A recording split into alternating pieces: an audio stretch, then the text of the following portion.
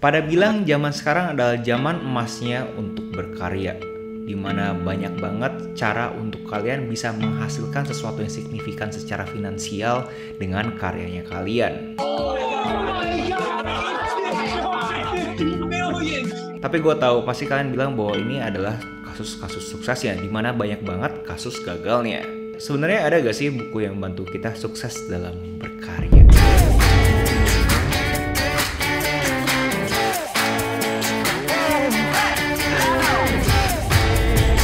Hai para kreatif, buat kalian yang mengenal, sama kenal dulu, nama gue Agus Leo Halim, dimana di channel ini gue selalu ngomongin sudut pandang kreatifnya gue, mau itu kreatif kripto, mau kreatif NFT, mau itu kreatif negosiasi dengan klien. Apapun yang sifatnya kreatif akan selalu gue bahas di channel ini. So buat kalian berkenan, tolong pencet tombol like-nya guys, karena seriusan gue bisa nyembah dewi algoritma dengan likes-likesnya kalian. Hari ini adalah Kultum, kuliah 7 menit, dimana gue bakal coba extract value, mengambil nilai dari buku-buku yang gue udah pernah baca. Dan buku hari ini sangat spesial banget karena kalian juga highly requested, yaitu Still Like an Artist by Austin Kleon. Kenapa hari ini gue milih buku ini? Ya pertama karena industri kreatif ini kan sedang digembar-gemborkan ya, terutama dengan sekarang kemajuan teknologi, terutama NFT. Kayaknya orang melihat bahwa oke, ternyata gue kalau misalnya sebagai pekerja industri kreatif bisa menghasilkan sesuatu yang signifikan secara finansial. Now to the latest trend that's sweeping the internet, called NFT. They're now selling for huge bucks. $69 million. Karena bisa dibilang 10 tahun yang lalu pekerja industri kreatif, terutama di budaya timur, ya apapun ya gratis kan, kayak lu mau foto gratis, lu minta logo gratis, pokoknya semua serba gratis. Tapi sekarang terlihat kayak seakan-akan ada jalur nih menuju financial freedom dengan bener-bener industri kreatif Lu kagak butuh bikin agency, lu kagak butuh bikin bisnis, bener diri lu sendiri pun cukup. Tapi baik banget, gue ketemu orang-orang pekerja industri kreatif berasa itu mah cuma kisah suksesnya bro. Orang yang bisa kayak gitu paling berapa sih, 1% doang. Itu karena karyanya unik bro, karyanya original bro. Mana bisa gue kayak Leonardo da Vinci, mana bisa gue bikin musik kayak The Beatles. Mental-mental kalian yang kayak berasa kagak ada lagi yang bisa kalian lakukan di dalam industri kreatif ini, mental itu ternyata tidak benar guys. Karena menurut Austin Kleon masih banyak banget yang bisa dikerjain di industri kreatif ini. So, kita mulai aja. Prolog, jadi si Austin Kleon itu juga orang seniman, dimana dia itu dulu terkenal sebagai blogger. Dan dia sebenarnya ngebuat buku ini untuk dia ngomong ke dirinya sendiri. Dan itu menurut gue sesuatu yang bikin gue juga tertarik gitu loh. Bahwa lihat prolognya, dia kasih tahu semua advice itu autobiographical. Dimana kayak itu seakan-akan si author ngomong sama dirinya masa lalu. Jadi bikin gue intriguing juga. Dia kalau misalnya bisa ngomong ke dirinya di masa lalu, dia bakal ngomong apa.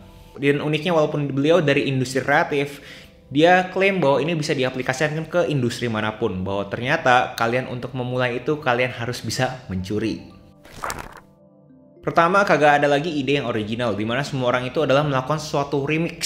Jadi si Austin Kleon argue di dunia zaman sekarang udah kagak ada lagi yang original idea. Original idea itu adalah sesuatu yang dicampur-campur. Contoh kalau misalkan si Beatles itu mulai dengan nge-cover lagu-lagu band yang populer. Nah setelah itu mereka punya feel, mereka punya suara, dan akhirnya baru mereka bikin albumnya sendiri. Dan itu pun teraplikasikan ke semua industri menurut si Austin Kleon. Buat kalian yang baru mulai, kalian bisa cari inspirasi dari manapun dan kalian remix. Kalian jadikan karyanya kalian remixan orang-orang yang kalian look up to. Dan itu bisa apapun ya guys ya. Mau desain, mau musik, mau fotografi, apapun juga bisa. Lalu jangan takut kalau misalkan kalian berasa bahwa kalian itu bukan siapa-siapa.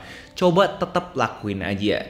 Karena di sini bahkan dia ada bilang fake it till you make it. Gue tahu terkesan negatif, tapi poinnya dia adalah kita harus bisa melakukan kebiasaan orang-orang yang kita look up to. Karena kita sekarang lagi di sini nih, kita mau seperti ini. Nah, kita harus mikir nih, kira-kira orang-orang yang di sini kebiasaannya seperti apa. Kita harus bisa emulate, kita harus bisa copy kebiasaan-kebiasaan tersebut untuk kita juga bisa mendapatkan outcome yang optimal.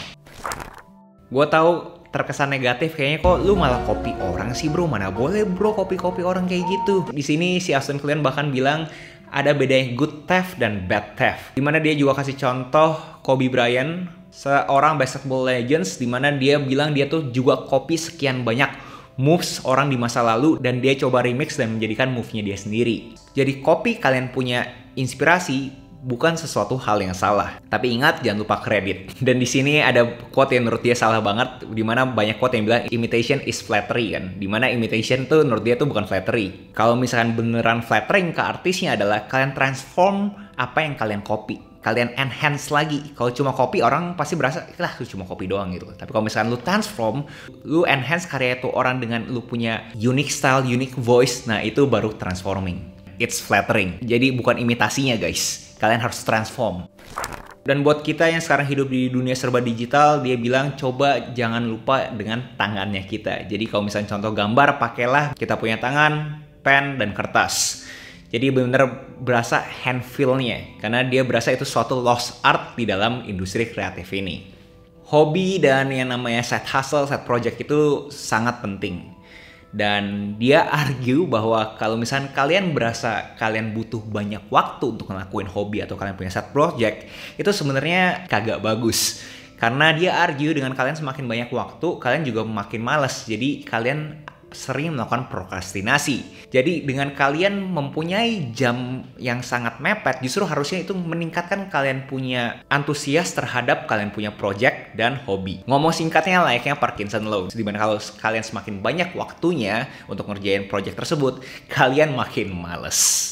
Begitu kalian sudah mempunyai karya, jangan kalian simpan ke dirinya kalian. Coba cari feedback. Kadang-kadang kan kalau kita sebagai seniman kan agak baperan ya kalau kita kasih karya kita ke teman-teman kita. Kayak kita takut dijudge kan.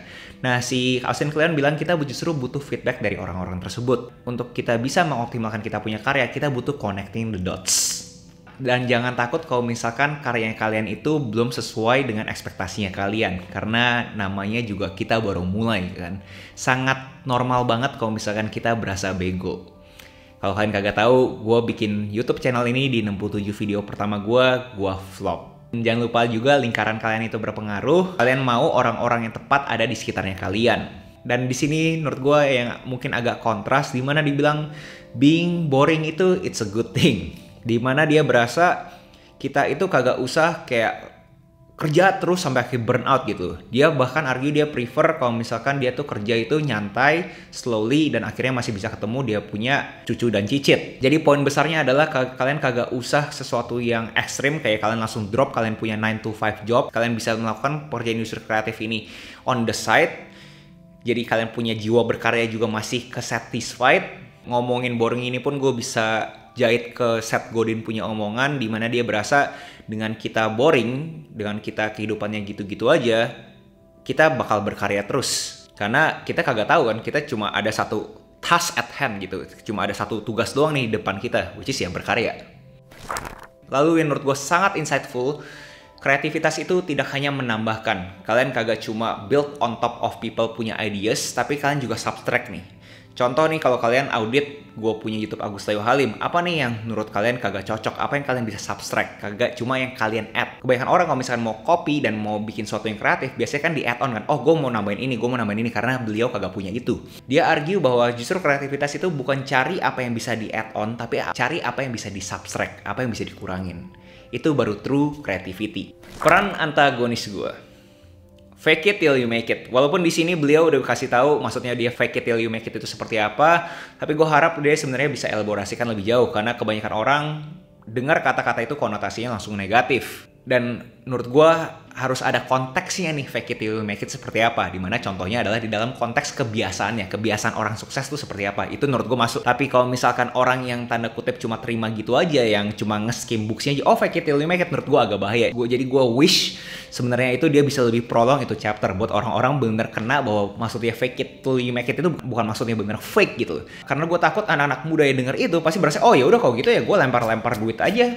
Gue berasa gue jadi orang kaya. Ya kagak sesimpel itu guys. Jadi fake it till you make it-nya menurut gue harusnya bisa dielaborasi. Dan buku ini kasih tahu kita gimana caranya kita bisa mulai. Gimana caranya kita bisa melewati ketakutan kita. Gimana caranya kita mendapatkan true creativity. Itu menurut gue udah kena banget. Tapi yang buku ini lack of adalah udah mulai prosesnya. Dan kalau ternyata ekspektasinya nggak kena dan terus-terusan, apa yang harus kita lakukan? Nah, di buku ini menurut gue kagak elaborasi itu. Dimana to be fair, dia ngebahas lebih detail lagi di buku berikutnya, which is Keep Going. Gue sangat rekomendasiin banget kalian Still Like an Artist, terutama kalau kalian yang pemula. Tapi kalau kalian pun yang sudah mempunyai body of work, yang mempunyai jam terbang pun, gue tetap rekomendasiin ini. Karena gue pribadi sendiri pun, ini buku bisa gue bilang gue reread setahun, mungkin ada sekali 2 kali, cuma for the sake of gue tahu, oh, oke, jangan takut. Ingat kreativitas itu bukan cuma nyari plus, tapi juga nyari minus-minusnya. So itu yang bikin gue suka banget sama ini buku. Dan ini buku juga strukturnya bagus, very easy to read. Dan di terakhir kan biasanya orang-orang kalau misalnya baca buku kan bingung kayak, oke bro, gue udah baca buku terus gue sekarang ngapain? Dia bahkan di sini juga kasih tahu apa yang harus kalian lakukan setelah kalian baca buku ini. Kayak kalian, dia dikasih tangible actions, kayak apa nih yang harus kalian lakukan. So highly recommended, Still Like an Artist. Seperti biasa ada book notes, catatan buku yang udah diterjemahkan ke bahasa Indonesia, link di deskripsi. Tapi sekali lagi guys, ini adalah catatan buku. Dan buat kalian yang tertarik untuk bukunya gue, e-booknya gue, yaitu ada 20% viral, kalian bisa cek juga link di deskripsi. And ini semua powered by Linkit. So shout out ke Linkit udah ngebantu gue bikin website secara gratis dan prosesnya itu gampang banget. Dan jangan lupa kalian komen apa yang kalian dapat dari Kultum ini, karena buat kalian yang baru di sini gue mau share bahwa gue selalu melakukan yang namanya iku-ikuan, dimana itu adalah bentuk giveaway buku ke warga kreatif yang nontonin Kultum gue dan abis itu berpartisipasi, yaitu dengan komentar apa sih yang kalian dapat dari Kultum ini, peran antagonisnya apa, apapun itu pokoknya kalian komentar. Dan jangan lupa subscribe dan follow gue di Instagram, karena gue bakal share gue punya pemenang giveaway di Instagramnya gue. Itu aja, jangan lupa like, comment, subscribe, nyalain notifnya, share teman kalian, and I'll see you in the next video. Salam kreatif.